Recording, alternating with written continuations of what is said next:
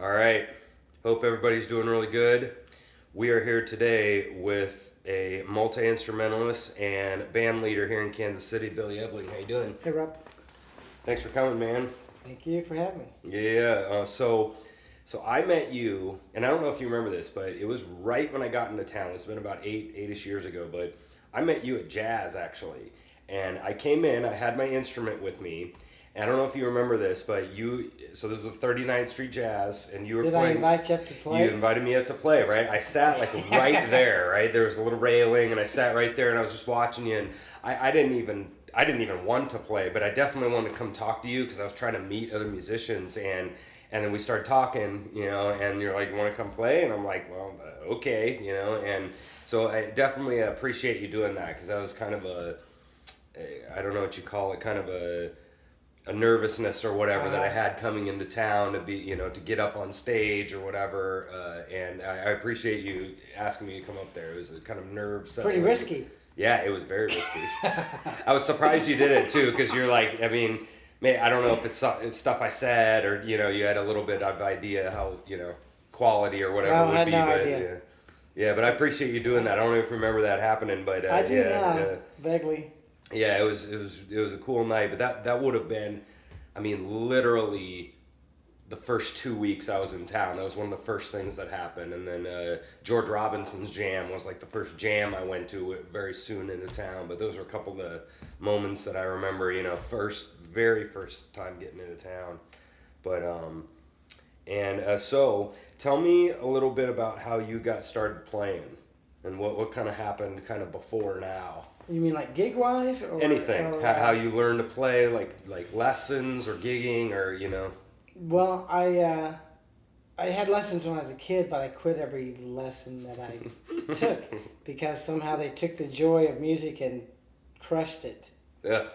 And so I didn't enjoy, just I wasn't learning the stuff that I was interested in.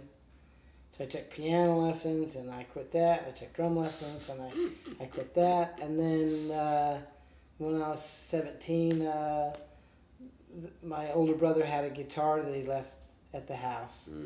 And so I just started playing in my room for fun and had some music books. And that was my outlet to express my teen angst.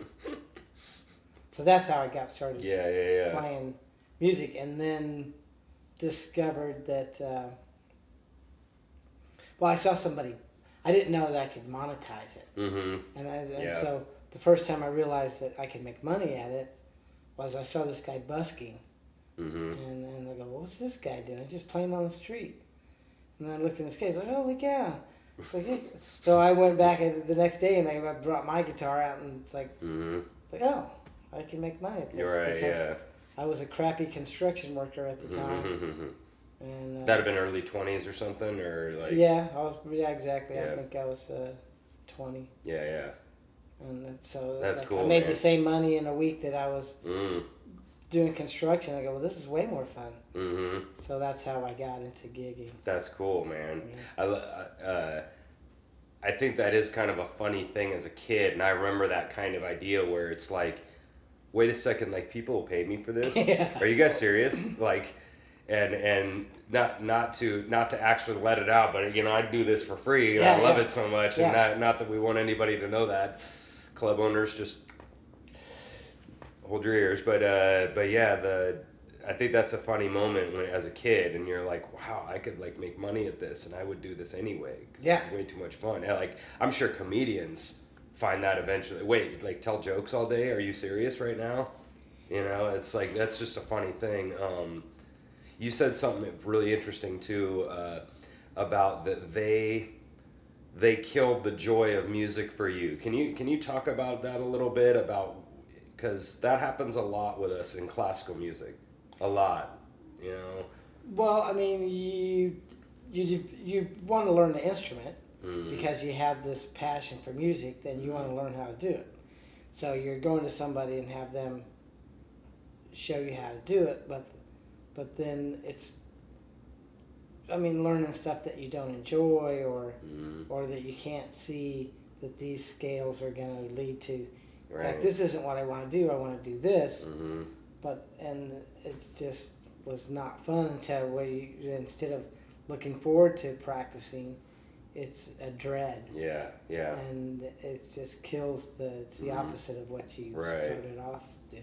Yeah, I know that this happens a lot too with a lot of guitar teachers, where some of them just go right for the song, and that's what everybody wants, right? Yeah. They want the end, Yeah. right? They want the end. Yeah. I just want to be able to play Stairway or whatever stupid song you're thinking of, but I know as a teacher myself that the best way to teach is you need to teach them how to learn a song, because now they can play 8,000 songs instead of the learning, and so that's ideal, the ideal way of what you want to do it.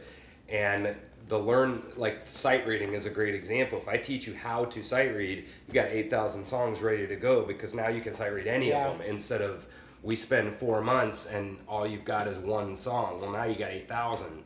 And so numbers wise, it's really different. I mean, what do you think about that?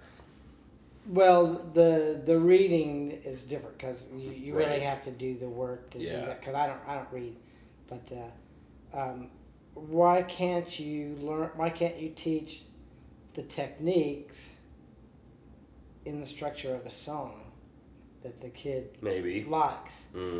Like, so that they can see that I'm doing this to get to where I want to be, but you're also sneaking in these other things.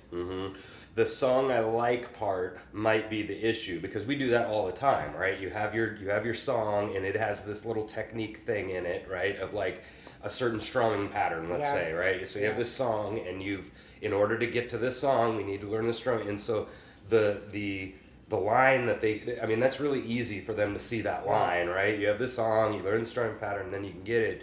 I think the part that sucks is that in classical, it's just tough. I mean, there's a lot of really fun classical songs, but there's a lot of them that are kind of a drag. And as an adult playing it, it's not a drag anymore, because you understand the purpose and you see. But that it is a tough thing. I think that's kind of the essence of teaching, is this two problems. It's that you want them to like it, but all of us that are teachers, we know that you can't do this till you learn the strumming pattern. You can't do this till you learn where G is and where D, so it's this middle ground that we got to always find, I think. But how do you teach someone to play with feeling and express themselves in a song that they don't even know? Like, that was what, for me, it's like I'm at a lesson and I'm playing this song that I don't know, and I'm just playing the notes, and I have no idea what the song sounds like. I'm just playing this thing, so I'm just I don't have any emotion that I'm trying to... Right, okay, so my argument to that would be, one, first week you don't know that song, right? Let's say after 2 months of working on the song, well, now after 2 months you do know the song, and so now... Yeah, but I'm 7 and I have a short attention span. I know, yes, I understand, I understand, and that sucks, right? And I would say that in classical, how I usually do it is we have stages, right? And there's all these parts of the music, right? You have this hand, then you have your strumming, that's 2, the third for us might be your bowing, slurs, whatever. Fourth one might be dynamics, how loud and soft. Then you have like the articulation of the song, and then maybe a tone thing, and then at the very end, after you can actually do technique, then now I can actually use emotion to put into this. So for example, I would use the example of like a clarinet, right? I might have some Billie Holiday kind of emotion in myself that I could get out, but I'm never going to do it on a clarinet because I don't know how to play clarinet. I don't have any technique to be able to slide this note perfect, to grind it and use my, my pain and, so to me that's what sucks, is you want to get to the emotion part, but it's really hard to do that until you get the technique. But it's annoying to do because you can't be a Nazi all the time and just drill sergeant on them, so like, it's the essence of teaching, I think, is getting them. Maybe that's the frustration why most people quit. I agree. I agree. Yeah, I'm not. Yeah. Instead of being this joyous thing that they want to do, now it's this little bundle of frustration that they can't express themselves. Yeah, and like, yeah, and I don't know. That's the I just see both sides of it, and I see that you just can't be a drill sergeant all the time, or else they quit. But the other argument is if we just go for fun all day, then you suck 30 years later because you haven't done any practicing, you haven't really learned. You just it's all been fun, happy fun time, you know. So I don't know. Yeah, it's. Right, you know more about teaching than I do. Yeah, well, but you know how you felt. Yeah. You know, that was the advantage for me. I think is that I don't remember not playing because I started so young. You know, so I don't remember all the first 2-3 years of angst or whatever. Wow. All of a sudden I could just play. So all the annoying times I never really remembered. Huh. You know, it's That's just pretty different incredible. from you. Yeah. Or from anybody else who started a little later. But so one thing I'd love to talk to you a little bit about is is your open jam. Tell people what you're doing in Knuckleheads. The Knuckleheads is the 14th year of open jam, and people just come in, sign up on the board. We got kind of a host band that fills in around the other people, and we just everybody gets a chance. If they sign up on the board, we get them up, and so. Yeah, that's cool. And you're doing that with Dwayne, right? And Dwayne and Mark, Dwayne Golston and Mark Garzi. Mm-hmm. Yeah, I know. It started off. It was just me. Mm-hmm. And the place had just opened, and he wanted to do an open jam. Mm-hmm. And I had met Frank earlier, so he hired me to do it, and I would set all the stuff up, but nobody knew about the place. Mm-hmm. And so nobody would come in. Maybe somebody come in on a motorcycle and get some tacos, and I'd get up and play. Wow. And while they had their tacos, and then they left, and I sat back down. I had all this stuff set up, and then Wow. For a year did that, and now it's probably a couple hundred people every Saturday. And so he stuck around with you, huh? Yeah. Yeah, we had a conversation like, well, what do you want to do? Mm-hmm. It's like, well, I'll keep the gig. Let's go. Mm-hmm. Yeah, sure, yeah. So, but yeah, he had the vision and the patience to keep it going. See, that's great. That's one of those things I wish more more owners would have. Yep, you didn't bring anybody in. It's your fault. Chop you. Yeah. Yeah. That's really great that he had the vision there of knowing what he's trying to set up and knowing what he wishes his clientele was and what the vibe I want, this vision of. And had enough money to kind of ride it out at the beginning, so you don't just open up and you're out of money. Oh, sure. So. Yeah, that's cool, man. So on the show, we've talked about open jams. I mean, you know, we've done, this is your 33, I think, and 20 of them we've talked about open jams because I like them and it's my show, so I get to do whatever I want. Huh. But it's such a big part of the city, right? I mean, the music scene. Like, talk about just having open jams in KC. I mean, what do you like about running your open jam? Well, it's a blank canvas when you get there. You don't know what the day's going to be like. It might be really good or it might not. So I'm always kind of have this hopeful optimism of how the day's going to go, and I can I use it to improve my own playing. If I have something that I want to work on, it's like, well, nobody knows any of these songs anyway, so I might as well try something. As long as it's not too too over the top with chord changes or something. Right.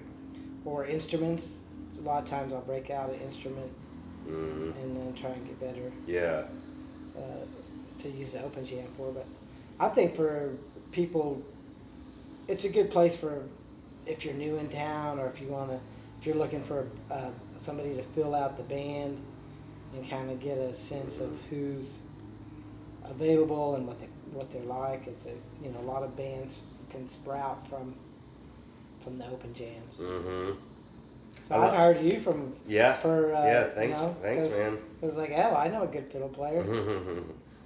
Yeah, and that's what's so fun is when people, because we all have, well, all the smart ones have our big Rolodex in our phone. You know, do you know a piano player? Yeah, as a matter of fact, I do. I know 3. You know, and then you go And we all get calls all the time for random crap, right? I mean, random other people, and we have this whole list of, and you know, like the entire blues scene, I'm sure, you know, that have all come to Knuckleheads, you know, and so, I mean, that's got to be a pretty cool thing, right? I mean, to have a jam that everybody, pretty much the biggest blues jam in town, I mean, is the Saturday Knuckleheads, yeah, it's right? fun to be associated with with Knuckleheads. Mm-hmm.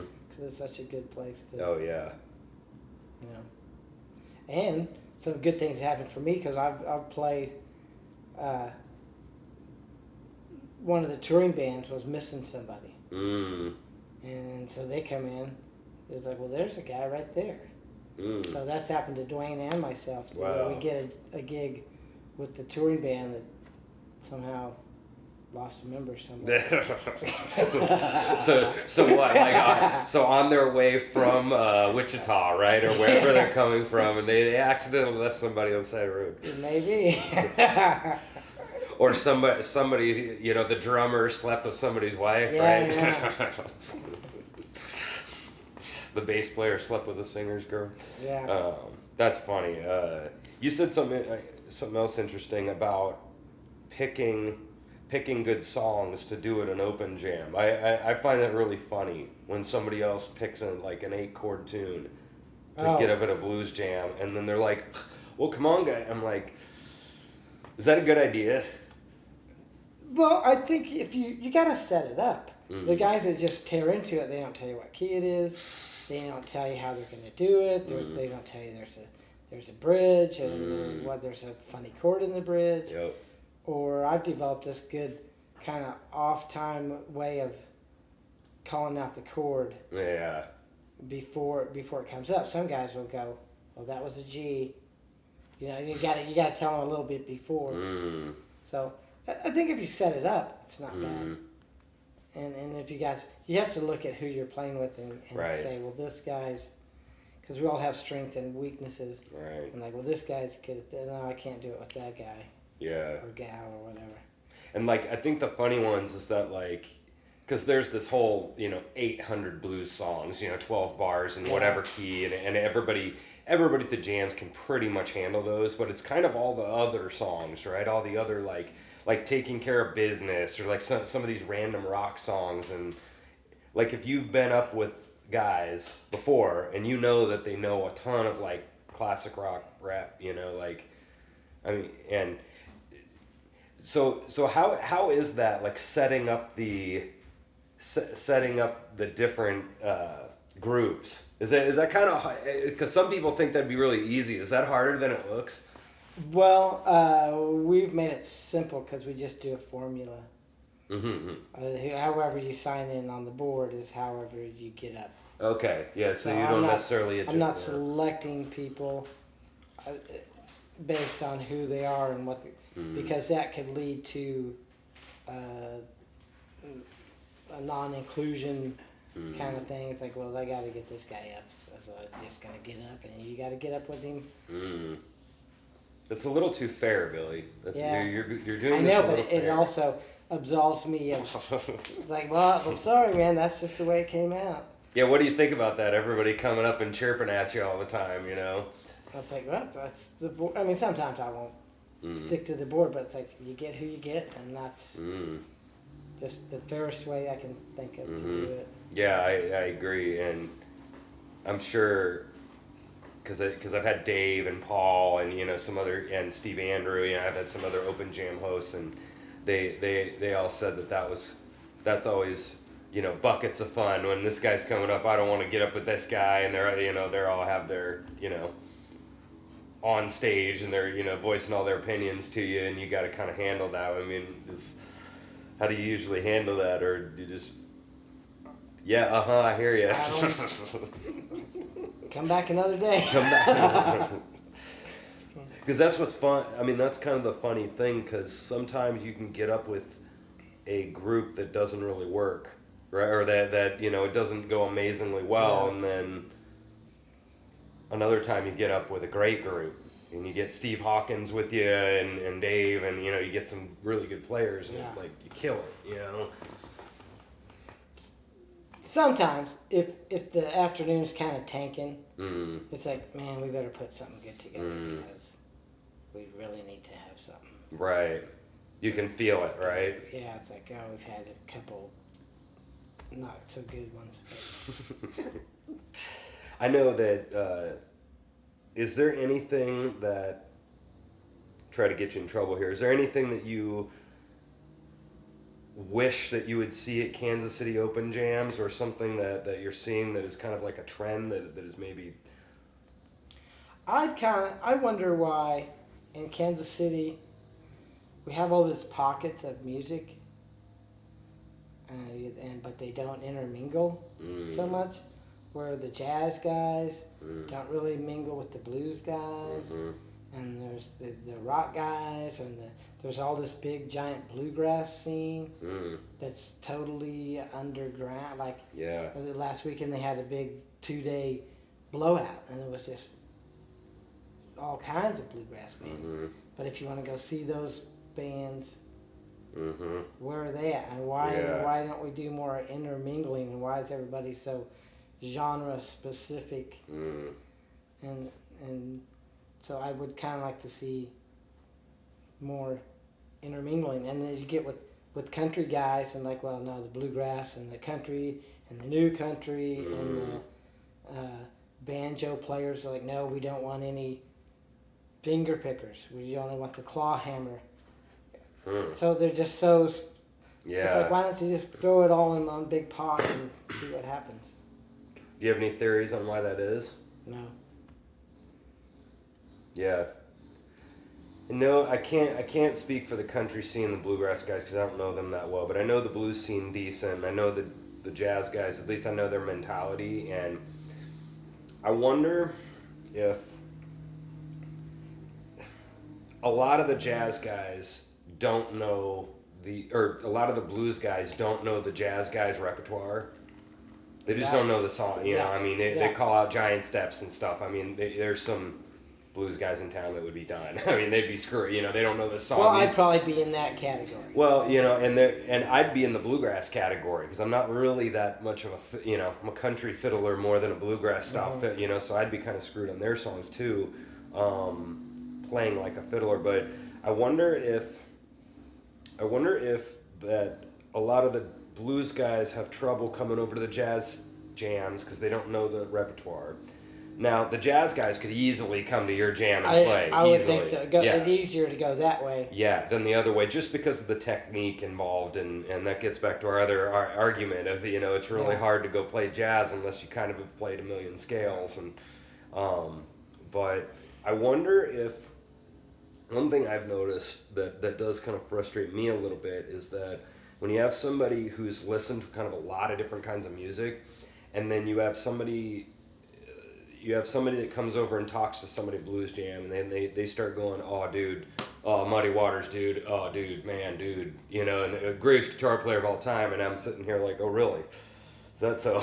You know, I'm like, you ever heard of Wes Montgomery? You ever heard, you know, and then I'd start dropping all these names of people, and they're like, oh, well, you know, they kind of brush you off a little. Oh, Stevie Ray Vaughan, dude. Oh, man, dude, man, you know, and so I would wonder if the jazz guys would come over and they could get up there and play 3 songs, but then when they go talk to a bunch of other people, it's like they might feel that I can't. It's one thing to get up there and maybe deal with a guy that hasn't practiced that much, or you know, but it's a whole nother thing to then go hang out with the scene when these guys might feel that they don't know what they're talking about, or vice versa. Right. You know, what do you think? Is that? Well, there must be some common ground. Yeah. Not going to get along with every, you know, nobody's going to have the same. Sure. Things. I just thought more intermingling of the genres would be fun for a little bit. Mm-hmm. Was that one of the reasons that you started your country thing a couple times, or maybe a side reason for that? Well, yeah, I thought there was no real outlet for that kind of music, and there's all these players, and you know, I thought that would be a good we did it with the blues thing. Why couldn't you do the same thing with the country thing? It didn't really take off so good, but they kind of picked it up at Knuckleheads once a month. Mm-hmm. But it's not a jam. It's more of a show, something like that. Yeah. I wish there was more. Like country know. jams. I mean, I don't even know. I mean, Dusty had one for a while, but I know. Why not? yeah. The people are kind of prejudiced about country when you say country. Or if you say, what kind of music do you like? Anything but country. Mm-hmm. And they just really have this terrible phobia. Yeah, right. But if you say, well, what about this? Well, I like that. Or what about Johnny Cash? Or, I like that. But if they hear it, they love it. But generally, they have a phobia, a stereotype about it. Mm-hmm. Why do you think that is? You have any Because theories? some of the sappy, corny country stuff, and maybe some of the new stuff. If you don't like the newer stuff, if you know, some of it has bad. bad Like what? anything, any genre doesn't. It has bad what? Yeah, I don't know. Connotations, I guess. Yeah, because the newer stuff is a lot different than the old. I mean, it's more poppy now, right? I mean, it's not really country to me, but kind of more plasticky. Yeah, pop. Right, Country. the pop country. I wonder, like, my favorite line in almost any movie ever is, "What kind of music do you have here?" Well, both kinds, country and western. Yeah. You know, I mean, that's the other side of the coin where they're. Yeah, everybody's classical people are the worst, right? Oh, country. Oh, okay. Oh, you play blues. Okay, and I hate that crap. Yeah, why don't the classical cats come down to some of the jams and slum it? Because they can't improv. Yeah. Sure, some of them could, though. Yeah. Maybe on two hands I can't. No, I'm just joking. I can count how many. That's one thing I don't like about classical people. They can't improv. Those turds. So, like, with open jams, there's another theory that I've been thinking about a little bit is... been thinking about if... Because one thing that is funny is that we'll all go to the jams and we'll enjoy a lot of them or a lot of the moments, but then there'll be like a guy that we don't like, and I won't name any names, but a guy we don't like, and then nobody really comes to say anything to the dude in general, but we all go to the back of the bar and like bitch about that guy. You know what I mean? And nobody like calls him out and like or about something that he does like literally every time he gets on stage. About one example is maybe turning up too loud or so. Somebody who does something like every time, and so when we're thinking about these kind of first of all, how do you as a host how do you handle stuff like that? Or I would gently tell him. I would tell the drummer, like, you're too busy on the kick. Kind of mellow that out, or don't. Harmonica players don't play over the vocal. Play around, and then I'll kind of show them what I'm talking about. Like don't play. Then when the guy stops singing, there's your gap. Yeah. Don't play, or just trying to give them things, or a keyboard player. I actually gave one guy a CD with lessons. Like, here, you should learn these first 10 next time you come back. So that I'm not ragging on him, but I'm just trying to make him get better. And there's one guy, a drummer, and he said, "Well, how am I doing?" I said, "Well, you got mixed up there, and I can't hide a bad drummer." But he goes, "To tell you the truth, I take lessons." Which I do. Yeah. I take lessons on instruments. Yeah. And he was like, "What? You take lessons?" I go, "Yeah, I take lessons. I want to get better." And so he's taking lessons, and we can all get better. But sometimes people need to, not all the time, but if you think you can kind of tweak them along the path, I would.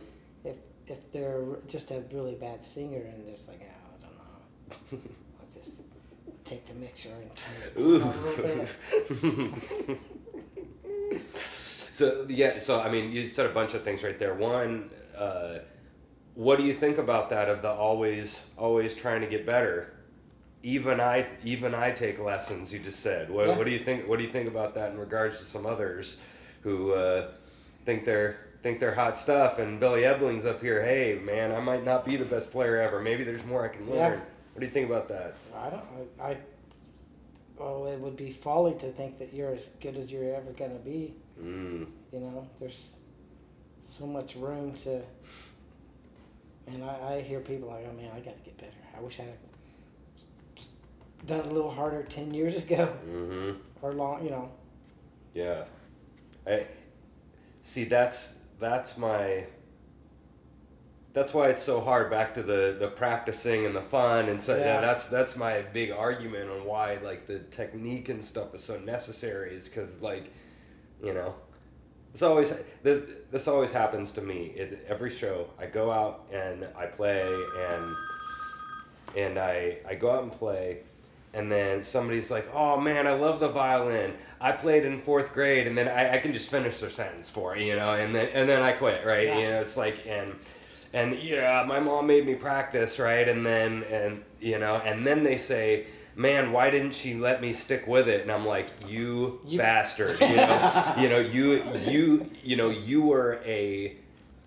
you were Satan to me, you know, I mean, you bitched at me all the time as a parent, you know, the kids bitching, you know, it's no fun. And then years later, they're mad that they didn't stick with it, you know? So that's where the problem with how do you... I think they just want to blame it on somebody else. Yeah, Or like, I wanted to learn this instrument, but my parents made me do this. And I don't know.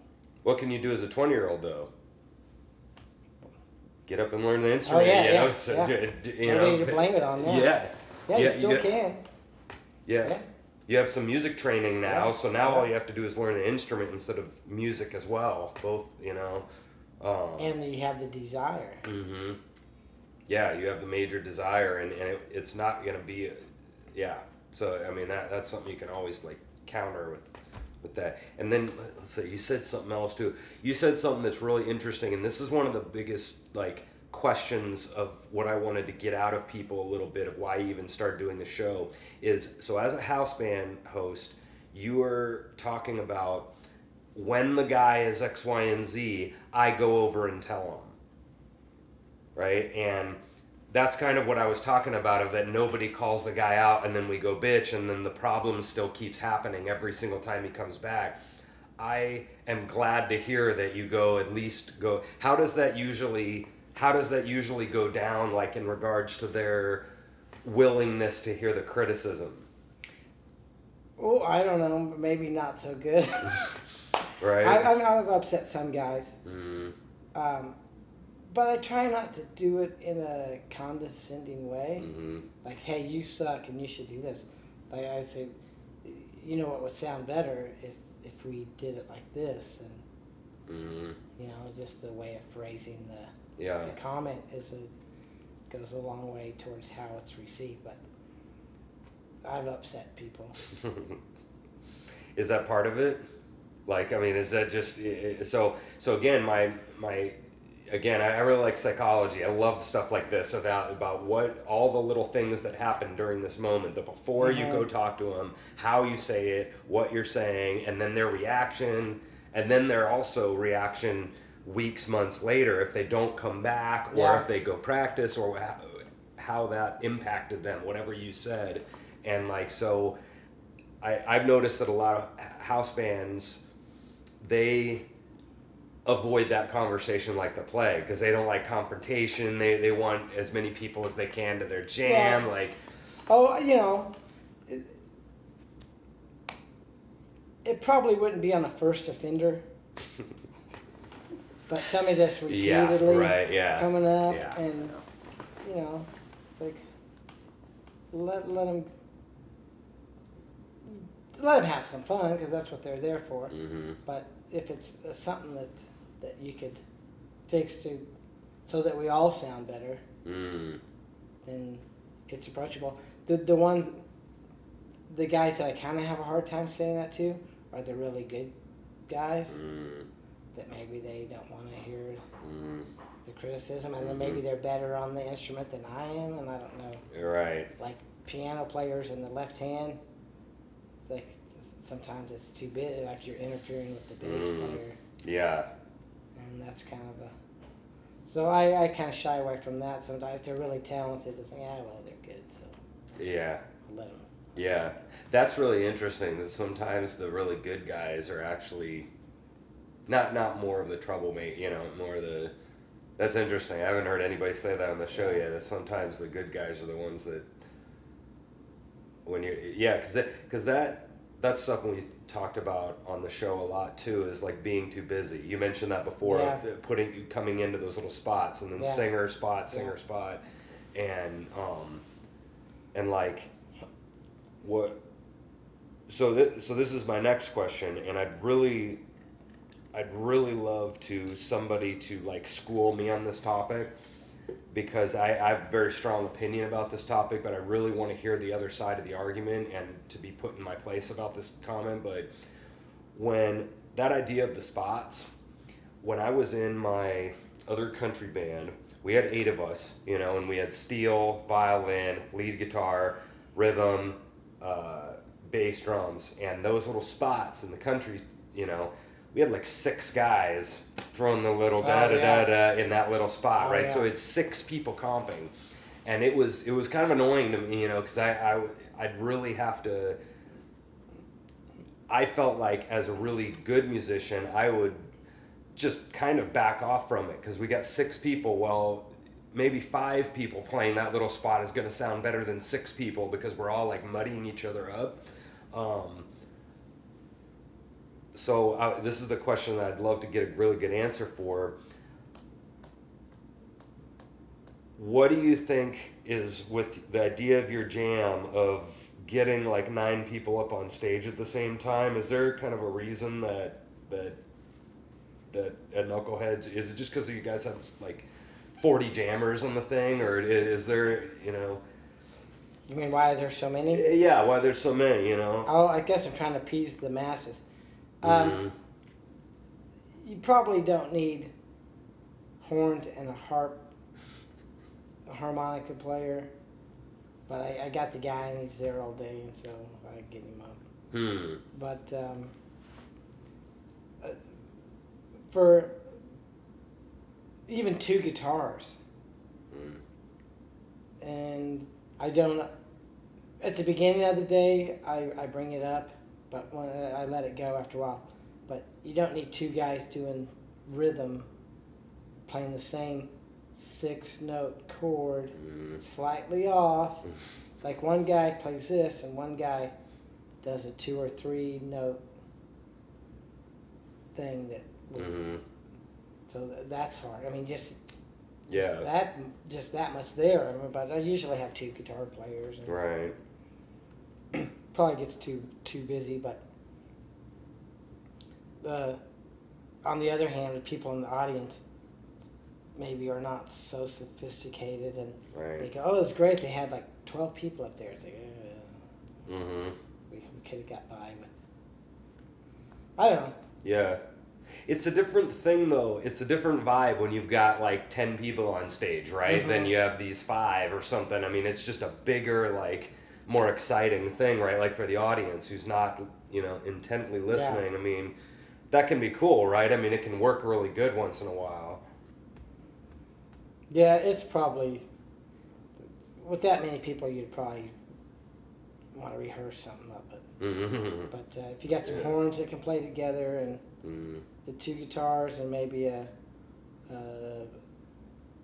keyboard and an organ guys playing off, that's... Yeah, that's just something I was thinking about the other day about having 2 horn players, and then harmonica, and then me, and then 2 guitars, and then and then a piano player, and then it's just kind of. But at the same time, like I said, I'm a snob, I'm a music snob, and that's just who I am. I want it like if I had my way, you know, I would want to. If I had my way, I would want to get up with a house band every single jam. Yeah. Every single one. Yeah. You know, I would want to play with the best people in the entire. Everybody does. Everybody does. You know, and so that's just selfish, but we get it. You know, we all get it. You got to just do what you do, and but also like I think yours is very different because like Dave never has 30 jammers at his jam. You know, he has a lot. You know, 10, 15, but he never has 47 people on the on the list. So I don't blame you how you gotta just Well, you gotta get through them, right? I mean, that's the other thing. Yeah. Like, well, I came to this jam, and I gotta wait to get up, and I'm already waiting, and so I came to play. So I want to give them some playing time. I know, yeah. But in a 4 hours, and if they're half-hour sets or something, I've only got so many sets, and and so you're gonna come all the way down there for your 20 minutes. And what if that 20 minutes isn't a good 20 minutes? I know, yeah. You know, I feel sorry for those people because they come down, they wait all day, and they get up, and somebody can't play, and kind of the whole thing tanks, and they got a bad taste in their mouth. Like, why did I do this? So if I can get them in the next set, maybe it's a little better. That gives them enough to want to come back. Right. And I think like a lot of us know that, right? I mean, we know that every single one isn't going to be amazing. You go to Steve's jam or whoever's jam, and you know you go to 10, and like 6 of them are going to be good for sure, if not more. But there's going to be 2 or 3, you know, every 10 jams you go to that are just going to kind of be whatever. But you know the weird thing about the jams is like it's almost how you start off the jam is how the whole day goes. Like we get in there. It's like, oh man, I got a good feeling today, and it's like it comes out good, and then other days it's like, I'll tell the guys, I don't know about today. Yeah. I got a weird feeling, and then it's like, oh, here it comes. Yeah, I knew. What is that? Is that like how the band feels or the crowd, or I mean, is everything? I don't know if it's just me or not, but I like if I start off, and maybe I'm too, like. Let's start off. I'm feeling kind of adventurous, and I'll give something that the band doesn't quite get. You know, I just throw it at them, and it's like, well, someone with this will work. It's like, no, it didn't work, and then the whole day doesn't work, and I feel like it's because I started off the wrong way. Yeah, that's funny. I think a lot. I've had people ask me this too about people being amazed how all of us can just get up there and just freaking wing it, you know, and like you just said, you know, drop songs from the 40s on us, you know, that were, you know, made 40 years before I was even born, you know, and I mean that's kind of a crazy, amazing thing, right? I mean that we can kind of get up there and just like kind of figure it out. I take that for granted. Yeah. You know, so somebody that the music is just like, how do you do, like, how do you know? It's like, well, as long as you got somebody kind of dragging you through the quagmire, you're pretty good. Yeah, but I guess like, I mean, like but when we're doing blues and somebody throws us a blues tune, we're not really going on the fly though, right? No, there's the formula. Right? They call G, right? G blue. Yeah. Well, you've played in G, you know, 1,000 times, and so that's maybe that's something that people don't understand is that it's not like completely thrown to the wolves. Sometimes, right? Well, you would understand this, but so it's like being in the huddle, calling a play. So their standard play is the 12-bar blues. Yeah. In the key. And then you call out the variant. Yeah, right. So 12 bars G, it's got a bridge. Bridge has this chord in it, or it has these stops over here.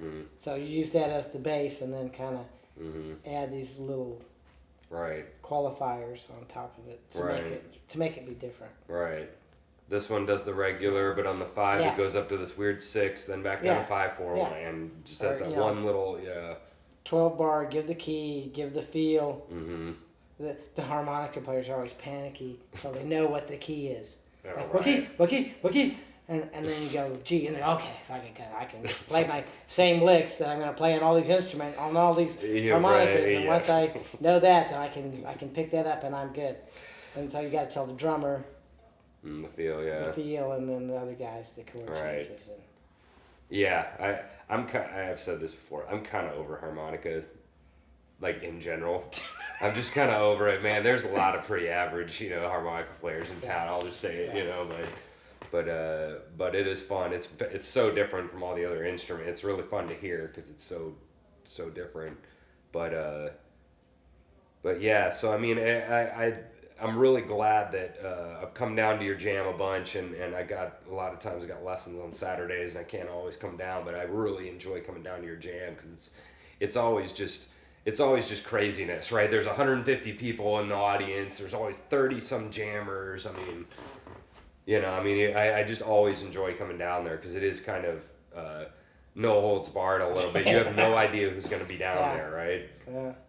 And so I just enjoy. I appreciate you letting me get up there. Oh man, you always lift the place up a little when you come in. So thanks, man. Plus, we don't have that many fiddle players. Mm-hmm. It is an advantage for me, in that way. I mean, you can kind of really suck, but everybody still remembers you. Because nobody ever plays violin down there, and so it's a little bit of advantage, and it helps when you sort of kind of know what you're doing. Then they remember you even more. And so switching gears a little bit, I'd love to talk a little bit about being in bands in general, not just open jams. But I think another example of something that I really wanted to make this show about and get some advice from people is that I don't know see if you agree with this, but when I was running my band, it was sort of like when I was a kid, and it was like kids versus adults. It was like this versus kind of thing. We saw the adults as like the other, and I think the same kind of thing happens with musicians and club owners, right? And I know I can't speak for you, but I know I felt this way for a long time. Oh, those greedy club owners, and they don't know da da da da, and I had all this, talking all this stuff about them. And we felt like we knew it all as the musician, and the club owners didn't know anything. Well, after I ran my band, I sort of turned the corner a little bit and started to understand that, we're playing here, but there's like 4 people in this place right now. I can't believe they don't ever want us back. Like there's 4 people. And they're gonna try to drop you 400, and they made like 60. Yeah.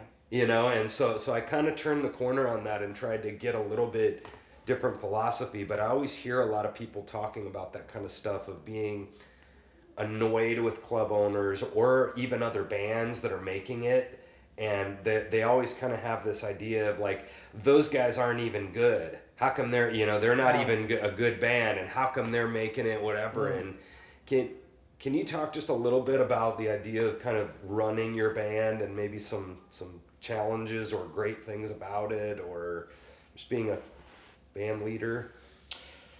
Well, a lot of times if I would get to a city and start booking shows, or because I was solo, and then I got thrust. They said, well, I don't want a solo, I have a band. And then I go, well, okay, I can get you a band. And then I was like, oh, I better find some people. Mm-hmm. So I got the band gig, but I don't have a band. So that was kind of tricky to do. But I found as long as I keep the guys working, once I found some guys, and maybe they're in other bands, which is another tricky thing, when bands are in multiple bands and you can't do anything because you don't have these parts. If you get busy enough, the other bands, that's their problem, because I've already booked all this stuff out. So, and then I got so busy that the other bands fired their other guys because they were too busy. But I never had the thing with the club owners about I don't know, I guess I could go busk on the street, I guess, if I wanted to. If you're that good, go ahead and do it on your own. Book your own place. Do the door. I don't know. I've never had us versus them mentality. Yeah, and I know that a lot of times it's a tough thing, because we've talked about this with Scotty McBee and some other people, how they were frustrated. The two sides are they see it from the club owner's perspective of understanding. I mean, you've got to. The other big one is the marketing stuff, and that's probably the number one annoyance I've heard from other musicians, is that they expect us to bring the whole crowd, and that's that the owners expect the bands to bring the whole crowd, and I just have a different opinion about that now. I understand why the musicians feel that way, but my question to them would be, what is, like, what hurts by you promoting your band? Yeah, it's a shared responsibility. If they do good, you do good. So. See, a lot of musicians, maybe that goes back to the blaming thing you were talking about earlier. I mean, is that what that is? I mean, they just don't want to, like. Yeah, I don't know. Yeah, it's hard to say, but I know that that's a big thing that I've had. Like I said, I've had 300 conversations about open jams, and I've had 300 conversations about that topic too, about musicians annoyed with club owners. But have you had any times where you've really, like, butted heads with it? Not just your mentality, but have you had very many times that you've, not to get you in trouble or anything? No, yeah, I had this one, and I didn't know the guy. He called me up to come play with the band. And I said, and I kind of have a smart mouth sometimes. And I didn't know the guy, and he didn't know me.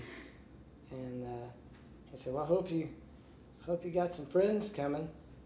I said, "Oh, I don't have any friends. I thought you hired us because we were good." Ooh. that didn't go, and it was dead. It was dead that night, and then he canceled some other gigs that we had. Yeah, see, but I got my joke in. Yeah. That was the main thing. How worth it was that? Was that really worth it? No, that was not good. Yeah, and that's another good point, because what we want to do is go cuss them out, right? If you have a problem with them and you think they're in the wrong, we want to go cuss them out. And I've heard so many times that, again, that's back to the what good is going to come of that. So when I'm, again, with the kind of psychology and mentality kind of conversation, that's where some guys just get themselves into crazy trouble of not having the mentality of what kind of relationship do I need this to be with a club owner? Yeah. And so, how, like, not to give too much insider baseball, but do you come at them real bluntly? Like, when you're doing that initial talking to them about the gig, do you come at them super blunt about, hey, I'm Billy Ebeling, I play blah, blah, blah amount gigs, a month or whatever, I'm pretty, this is what I can bring for you. When do you want, say that word, when do you want me? You just come at them hard, or do you come at them real, oh, hi, and give them some jokes, or, like, how do you come at them usually? Oh, maybe a combination of both. When I send out promo, instead of just being all trying to pump myself up, if I was plugging the band, I'd make an accordion joke about how we're one of the top 150 accordion bands in all of South Central Lawrence. Yeah, right. So I put that in there just to kind of, as well as some of the other stuff. You try and put your best foot forward and make it sound good. But I would also, I can't guarantee that we're gonna, like, I don't know anybody. I don't want to guarantee that, give them false hope that, oh yeah, we're gonna pack your place and we're gonna do that. Yeah. It's like, I don't know about that, but I've got this, and this is pretty solid, and I think that'll go over. Yeah, so you're doing so first of all, you're doing a combo of showing them your promo packet, and you're going, okay, this this is our product, and we have a promo packet, we have some videos or whatever you're showing them, we play here, etc. And so you're giving them kind of this is what we do, but you're also doing this like self-deprecating thing too, like we're this like the 150th best, in South Overland Park or so, that's interesting that you kind of give them both of that instead of all the, oh yeah, we're real good, all right, but that's interesting. Yeah. Can't be all propaganda about how great you are, because I don't believe it. But now, I mean, that used to be when I'd send stuff out. But I don't send stuff out anymore because most people, they don't want that. Now it's all online, and then how do you keep them from seeing some crappy performance that somebody did on their shaky phone with bad sound? I go, well, I don't want that. So that's kind of... So is I haven't quite tackled that problem yet. Right. So that's what another buddy of mine talked about one time. He's like, the bad videos can do more harm to you than the good videos can do good, right? Yeah, and you don't get to monitor that unless you're getting to send them to your website. Right. Get to do, but they go, oh, okay, let me check this band. And they Google it and they see whatever videos come up, and maybe it's not good. Yeah. There's something else that you said a minute ago that was really cool that I totally forgot about. Anyway, I can't think of what it was. But yeah, man. So, that it was you were talking about. Do you tell them how many people are gonna come? That's the other thing that I've tried to think about too, is trying to maybe never guarantee, because that's they're always gonna say, can you guarantee 50? Can you guarantee What do you think about that? Yeah, no, I can't do that. But I do like to tell them the story about the Knuckleheads jam of like, well, I spent a year at this place building it, Yeah. and it didn't go at first, but now it's pumping. Right. So, I don't know. And that's I like to tell that story to them. Yeah, and that's the thing, because you're trying to convince them that if you give me, It 3 months, better. it will. You know that it'll get better. How much better is the key, but like, see. Well, it could get worse. It could get worse. That's true. You could overstay your welcome. Yeah. And you were saying that because that to me is, again, the key is is during that negotiation when they go, well, how many can you? So this is the key, is that they come at you with how many can you guarantee, and then you tell them, well, I'm not. I mean, you basically you basically stand your ground and say, I'm not giving you a number in the nicest way you can. You say, then my point is, what happens after that? When they say, yeah. I think it's better at the front end than at the end of the night going, well, you said you could get these people, and I think you're better off just, I don't know, depends on how many times you want to play there, I guess. Right. If you're just trying to get the one gig in and... Yeah, that's true. And I'm talking about the before the gig starts, right? The month before the gig starts, and you're at the bar or something, and you're talking to the guy, and that's where I'm at with bands as well, is that when you have that moment and you have this gig and it maybe could be good, and you're either talking about how many people are going to show up or how much money you're going to get, and you're doing that negotiation. I know in my band, I had a moment where a guy would go, oh, well, you want 400, well, da-da-da-da-da, and he, starts talking you around the thing. Oh, well, we can only, give you, like a drink. No money, and I'm being silly, but that moment of, do I need to stay strong and basically be able to walk away? What do you think about that? Because I think a lot of people just go, oh, yes, sir, and then they take the 180 instead of the 400 they were asking for. What do you think about that? I guess you have to weigh that with how many other gigs are you doing? Can you sell that gig? Can you sell that night somewhere else? Or is this maybe going to be the only gig that you're doing? And because if you're playing, maybe that leads to something else. If you're out there playing, or not playing. I guess you got to weigh that with what I would do if I'm trying to sell the band and they don't want to pay for the band. I go, well, I got the solo that you can pay for that money. I could come in and do this. Now it's good for both of you, right? They don't have to drop 500 or something, and you are getting paid, and and maybe I'm making more than I was going to make with the band. They get some music, but or duo or something, right? Instead of the whole band. Yeah. That's interesting. Different options. Yeah, give them different options. Do you usually do that? Do you give them like during your pitch to them? Yeah. Do you? From solo 3-piece, and then the extra pieces for X amount of dollars on up to whatever, Say, I know this great fiddle player.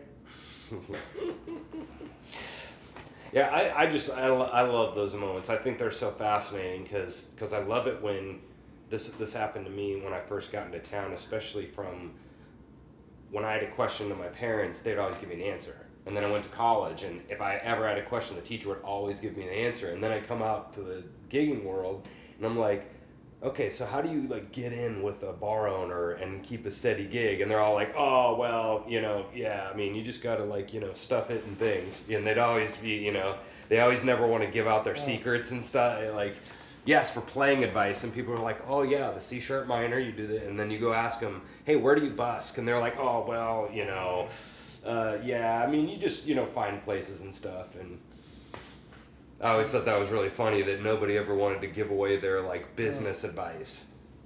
It was always music advice that were, Why do you think that is? Well, it's money. Like, I don't need you taking my gigs. Billy, I would never do that. I would never take away your gigs.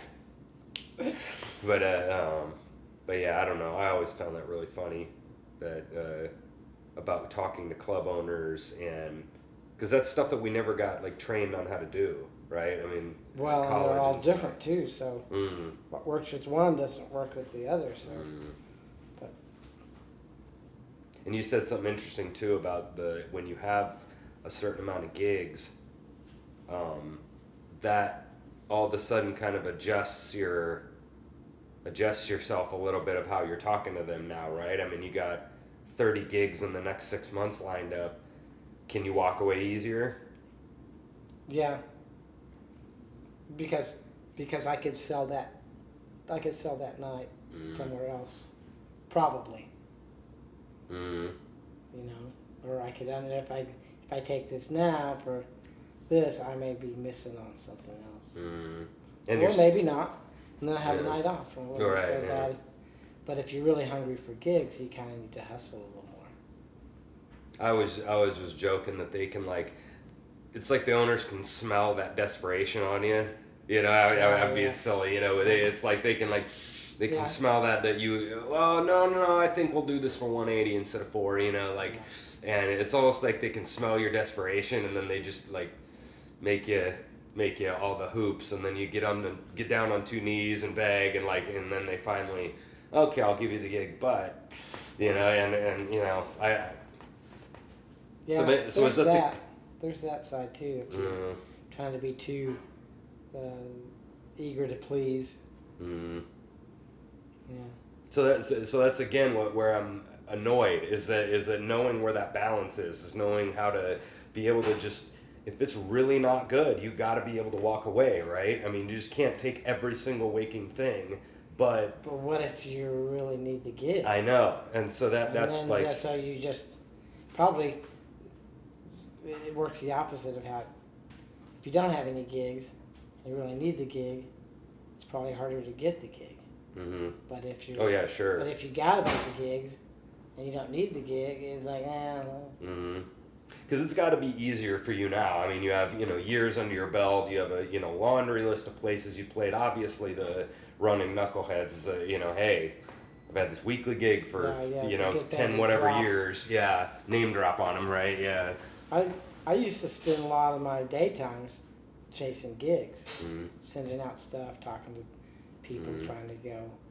Um, maybe the biggest thing for me, what I like to do if I'm going to new places, I like to go in person and meet them and put something, a hard copy in their hand, because if you just email them and give them a link that they got to go check out, they're probably not going to do it. Mm-hmm.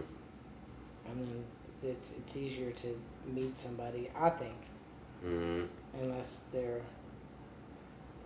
you know, maybe the younger generation, and they don't have people skills. But I like to go in and talk to them in person, and I think it's easier to get a gig that way than. It sets a different impression, doesn't it? I would cold call. I would just have this list of people to call up and like, hey, how about a gig? And maybe it worked, but usually not. But I don't do that so much. Right. Because I have some regular stuff. But yeah, that's a very wise idea. But yeah. So we're probably getting close to wrapping up here. The one other one I wanted to ask you was about subs. You talked about sub players the other day, and that's kind of a cool thing about KC, right? I mean, there's like so many players here that like talk about getting subs in your band, like. Well, a good skill from coming from the jams is to be able to wing a gig and not have the people in the audience know it or the club owner know it. And I do that a lot still. Even on the day somebody gets sick or their car doesn't work or something, like, oh, I gotta hustle and find somebody. Yeah, I've got some people that you can just call and see, you know, like I may be on my 5th call on the drummers, but you know, the gig will probably come out all right. And if it doesn't, I can still show up and play solo. And so I was like, you know, it's not like I have to cancel. Right. Yeah, and it's helpful when people start subbing with you more than once. Like, I've played with your band now a couple times, and I have a decent idea of what your guys' general deal is, and so it's easier, you know, every time, obviously, the more times you do it. But, like, I always think that's funny about calling the subs, because it's back to the people being kind of blown away. Like, you're going to sub this 4-hour gig, and, like, you got called, like, literally 2 hours ago. Yeah. You show up to the gig, but it's not as bad as people think, right? I mean, you do a blues and like, okay, you call Working Man and like, okay, well, but I've played Folsom like a million times and this is pretty much the same, you know, it's pretty much the same song, so I'll be fine, you know, like, what do you think, so last question on that, is there a secret to getting on your good side as a sub? What are you looking for in a sub?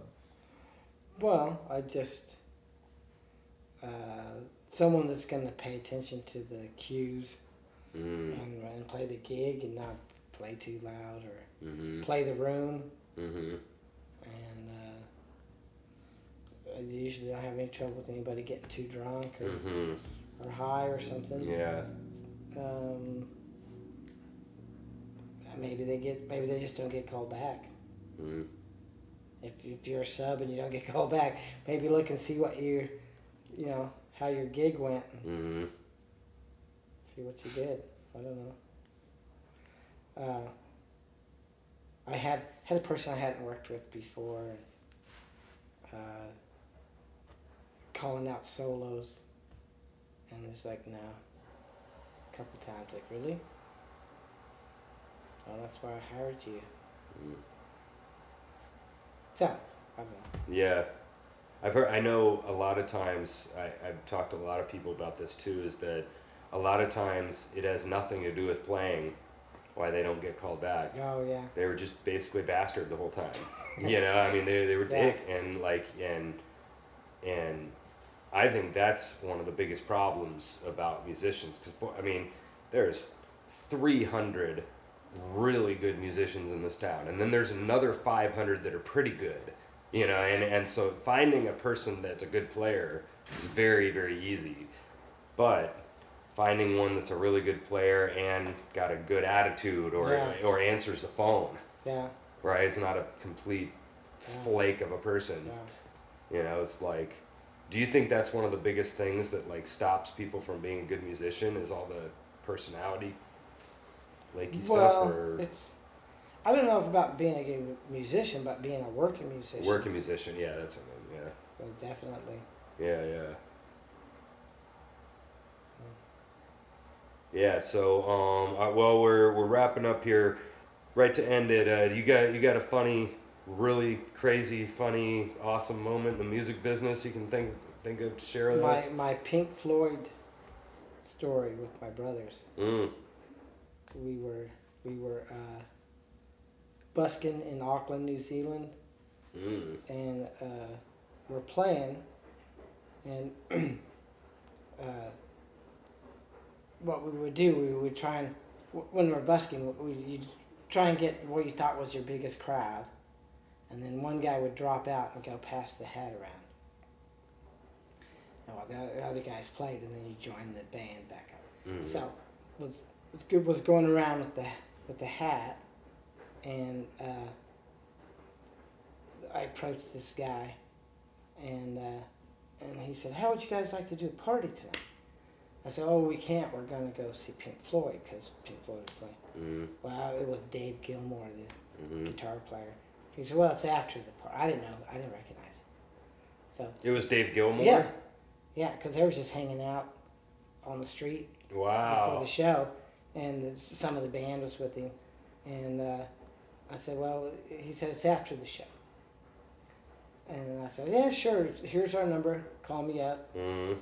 And I didn't say anything to anybody because a lot of times those people don't call back. Yeah. Or if they do, just call. Wow. So my brother Tim gets a call. He goes, "This is Paul Dainty from the Pink Floyd after party show, calling to confirm." Wow. And my little brother goes, "Who is this? Is this Sam?" Yeah. You fucking with me? And he hangs up. Oh. And so the guy calls back and he goes, "No, seriously, you don't hang up. This is Paul Dainty, and we're doing the Pink Floyd show. And the guys saw you, and they want to hire you for the after party concert. Go to this gate. You have a backstage pass." Right. And my little brother's like, "This is a setup. I'm not going." And he said, "No." And so me and my other brother went, and we were supposed to call him if it was real legitimate. So we get there, it's like, "Yep, it's legitimate." Wow. So he has to load up the car and take all the stuff down to the venue where the after party Wow. concert is. And he's all pissed off because I could have been backstage with Pink Floyd. And then I still wasn't clued in. I go, "Hey, there's that guy that hired us." Because Dave Gilmour's backstage. And so I asked him, I said, "So how long have you been on tour?" I thought it was a roadie or something. Right. Like, "How long have you been with the band?" "Well, pretty much the whole time." So. What year was that? Like what? 82. 82. Wow. Okay. Yeah. So right after their big, or right. I mean, that would have been like Wall time, right? Or, well, I don't think Roger Waters was in the band. Right. He was done by then. Yeah. Sure. But I didn't really see any pictures of him. Just a little triangle with the prism going. Right. Yeah. And so we had this Morris van that was about on its last legs, and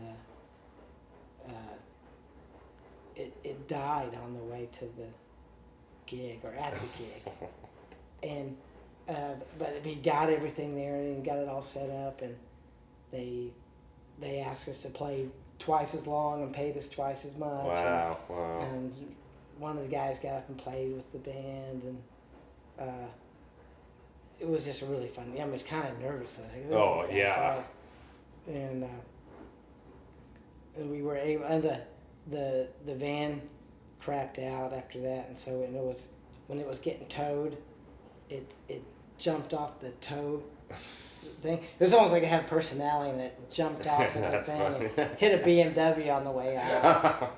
But with the money from that gig, we were able to buy a new van. Oh, So wow. that's my Pink Floyd story. Holy crap, man. I mean, that would be. So, do you think they wanted to hire? Like, do you think they were starved for like you guys were playing like probably bluesy stuff like on the street, or what? Like, why do you think they hired you? Or like Because well, we also had the wash tub bass.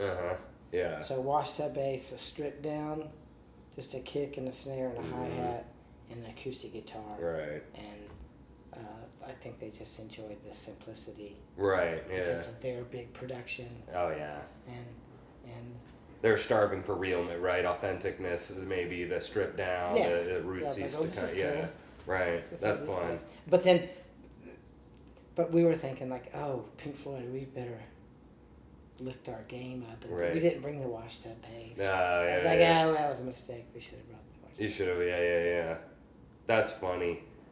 Yeah. Because that's something that we always think, like those guys are so big time or whatever, and they are, you know, but you'd be surprised that, you know, that they sometimes you get those kind of diva kind of ladies where they do need everything perfect or else they lose their minds, but then you get some other guys, some other musicians, and they love that stuff. They love the at Winfield on a dirt road, and everybody has their instruments, it's all raw, and like, I mean, some of those guys love that stuff because they never experience it themselves. No, not anymore. Not anymore. Yeah. That's crazy, man. I've never had anything like that. I've never met any, you know. Were the guys pretty nice, like the band and stuff? Yeah, they were friendly. Yeah. Were they all like totally like ripped out of their minds, or not at all? No, it seems pretty. You know, didn't seem that crazy. Yeah. That's surprising because I know there's some stories of the Doors and Ozzy and, you know, the Allman Brothers and all. I mean, but maybe they just didn't, you know. Maybe this was early in the night. Yeah, maybe. You know, after the show, they come back, little restaurant, have something to eat, a little bit of music, and then who knows what they did after that. But it was our brush with fame and greatness. Oh. Now you can like name drop on people. Oh yeah, we've done that forever. In fact, I did it so much I quit doing it for a while. Personally hired by Pink Floyd. Right, yeah. That's pretty fun though. Then I dropped it for a while, and then I picked it up again.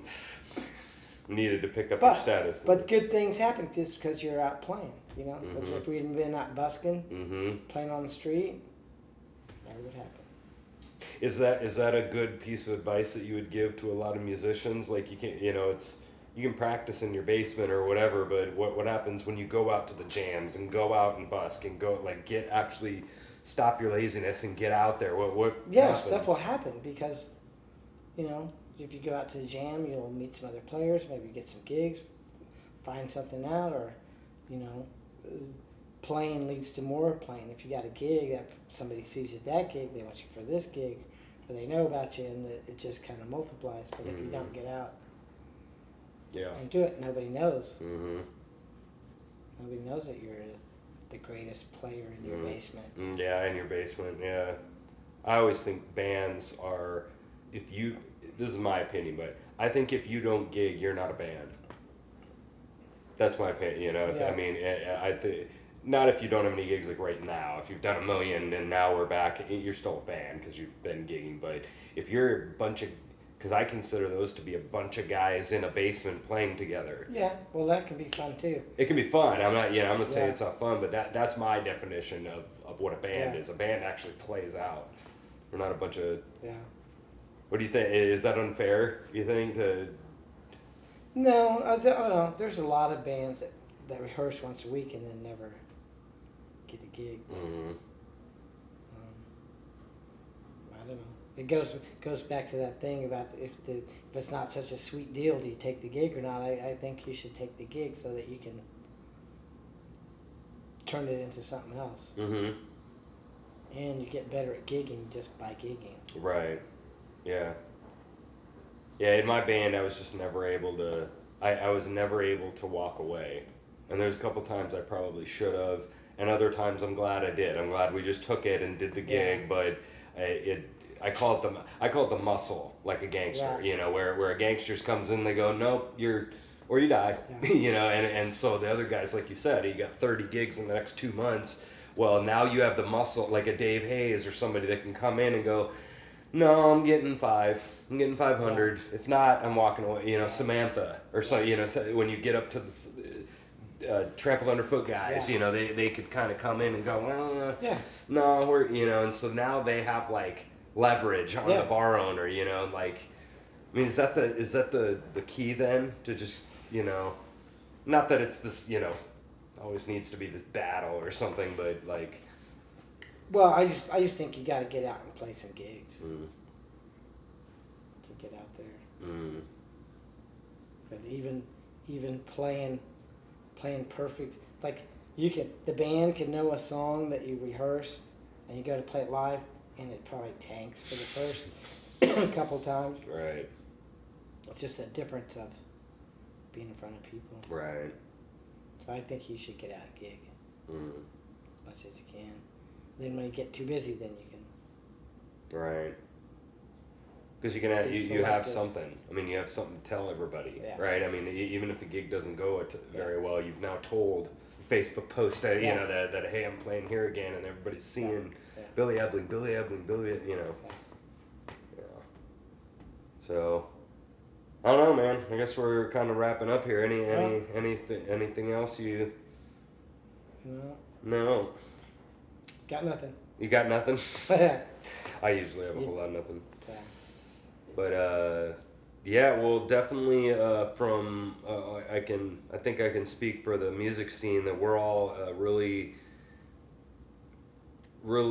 tickled that you've been able to keep the Knuckleheads jam going so hard. I mean, it's the best attended jam in town by far. You know, I mean, there's, you know, tons of jammers, and I think can say as from everybody that, you know, thanks for keeping that alive and doing it, because I know tons of people that come out and yeah, so. Well, I appreciate you coming in. You know, I owe a lot to the jammers that come in, because without, they make it part of the, you know, otherwise it would just be a gig. Right. And more people come in to see the jam than because they want to see. Yeah. I don't know. Do you think they want to see the train wreck? The ambulance chase, or the looking at the wreck, or, you know, or just the uncertainty of what it's going to be, just the variety of it. Yeah. Well, it is kind of a reciprocal thing, right? I mean, without the jammers, you guys just have a regular gig, and, you know, less amount of people come, but without the venue there and the you know, gig, then we're just, again, dudes sitting in a basement, you know, not, you know, so kind of need each other, I guess. But yeah, we're definitely, I can say for everybody, you know, definitely keep it up, you know, keep up the jam, keep up doing what you're doing. Keep on going. Yeah. We'll probably have a 15-year anniversary party. Oh, really? Coming up next March. That'll be 15 years. Oh, that's fun. Yeah, you definitely let everybody know about that. Yeah. I'm sure you will. Frank will be good. He'll buy everybody lunch or something. Oh yeah, that's fun. I'll try to make it out for that. That sounds like a fun deal to go to. Yeah, last time we did it for the 10-year, and we had like 2 boards full of. Oh wow. Players. Wow. So it was like, we're just gonna get 2 songs and just go. Yeah. Yeah, there's no way you're getting through those unless you do something like that, right? 2 songs a piece. Yeah. But yeah, I don't know what else to say. That's the end of the show. This has been Casey Music Talk. Billy Ebeling, thanks for coming, man. Appreciate it. We'll be back. Keep up the good work. Oh, thanks, man. It's going to be an interesting project. You got some good folks. Yeah. Thanks for doing it, man. It's been pretty fun so far, and we're I don't know how long it'll go, but there's only about 1 million players here, you know, so the longevity of it could be years even before I even get through everybody, to let alone to bring them back on a second time. I mean, it could go forever, you know, so like it's been really fun. I'm glad everybody's been willing to come and do it. So anyway, that's it. Get out of here. See you guys later.